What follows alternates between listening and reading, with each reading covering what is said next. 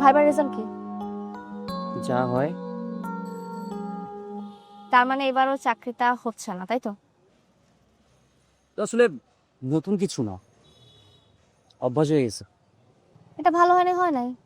সামনে যেগুলো আছে ওগুলো ভালো মতো প্রস্তুতি নাও, দেখবা হয়ে গেছে। হ্যাঁ, প্রস্তুতি নেওয়া আর শেষ মুহূর্তে বাদ পড়া, এটা তো গত কয়েক বছর যাবত আমার রুটিন হয়ে গেছে। তুমি একটু বেশি হতাশ হচ্ছ না? তুমি কি বলতে চাচ্ছ আমি হতাশ হব না? পরিস্থিতিটা কি হতাশ হওয়ার মতো না? আমি মানছি পরিস্থিতিটা খানিকটা বিপক্ষে, কিন্তু হতাশ হবার মতো। হতে পারে। শোনো, মানুষের খারাপ সময় গেলেই ভালো সময় আসে।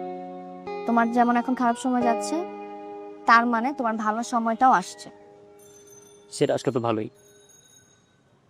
আচ্ছা শোনো না, হুম। আজকে অফিসে না একটা অদ্ভুত ঘটনা ঘটে গেছে। কি? ওই যে তোমাকে বলেছিলাম না, একদিন রাতে আমি রিক্সা ভাড়া দিতে পারছিলাম না, একটা লোক আমাকে হেল্প করলো। হুম। ওই লোকটা আজকে হঠাৎ আমাদের অফিসে তারপর? আমাকে একটা চাকরির অফার করলো। কেন, তুমি তো একটা চাকরি করতেছোই। হ্যাঁ সেটাই তো, কিন্তু আমাকে তার কার্ডটা দিয়ে গেছে।